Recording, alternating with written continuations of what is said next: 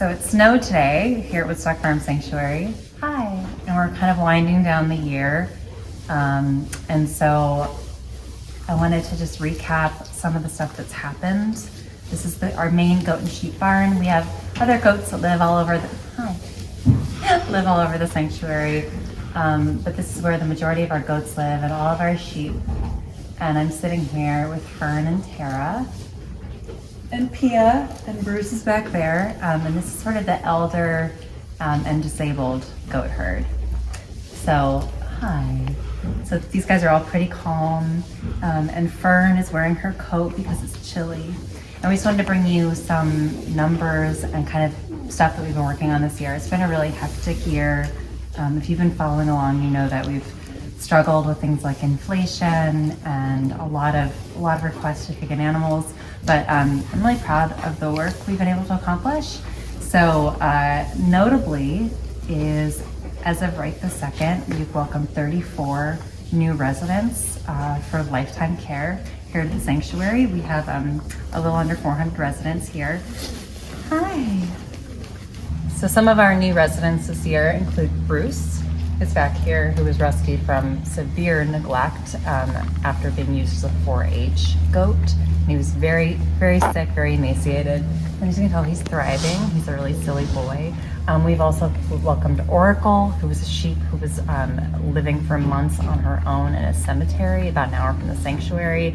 Sylvie and Marge are two little piglets who saved themselves from farms and are just growing bigger every day. The Bugs, which is a bunch of ducklings we welcomed in the spring. And then we've also rescued many chickens, including just happened actually Roxwell, who's a beautiful young rooster who was just dumped in the woods, which happens to so many roosters who are victims of backyard farming. So it's been very busy, but obviously the care for our nearly 400 residents is primary here. We have a very senior population, a very special needs population, and our caregiving team works around the clock taking care of everybody and providing just amazing care to these few animals who are lucky enough to end up in sanctuary and who we are lucky enough to take care of for their full lives. We've also had literally hundreds of volunteers, adding up to thousands of hours of just helping us out here. We couldn't do it without our volunteers. We've had interns here year round. We are going to end up the year with about 20 interns who stay on site, learn about caregiving, learn about animal care, and about the industry of farmed animal advocacy. And we also couldn't do it without them. And then we've also, despite all of that work, I've been really happy with our educational campaigns we pulled off this year, including a campaign targeting Tractor Supply to get them to stop selling chicks and ducklings, because those are the ones that end up abused, neglected, and abandoned. And we've also continued our campaign about state and county fairs, which a lot of you probably are aware of. We reached about 2 million people with that campaign alone this year. And we're moving on to the next phase, which is to try to stop the birthing center at the New York State Fair. So if you want to get involved, you can, reach out and we'll let you know how you can get involved with that. And then in addition, Zia is well aware because he loves visitors.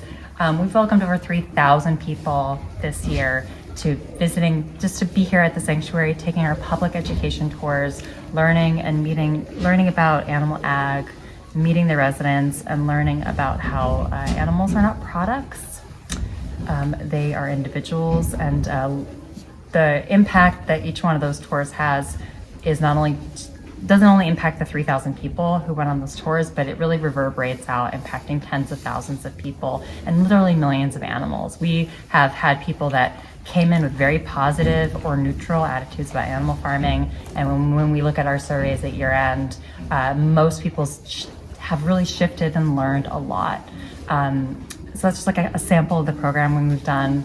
It's honestly pretty hard work here. It's physically hard for those of us that are out taking care of the animals, taking care of all the buildings around here. We have over 140 acres to take care of, but I am so impressed by our team here, our volunteers, our interns, and our community. We couldn't do without everybody. So that's a bit of a recap, but I also wanted to make sure that everyone knows that we do have a match happening. So every gift that is coming now for the whole month of December is being matched by some generous supporters to help the work and kind of like continue the mission here and taking care of the residents into 2024. Hi, Fern. Because it's really important, really radical, and just it's kind of heart-centered work, and we really couldn't do it without our full community. We're all donor supported. We're a grassroots organization. We don't have really large, huge funders or foundations, so truly small gifts add up, and right now they are being doubled. So we appreciate you all.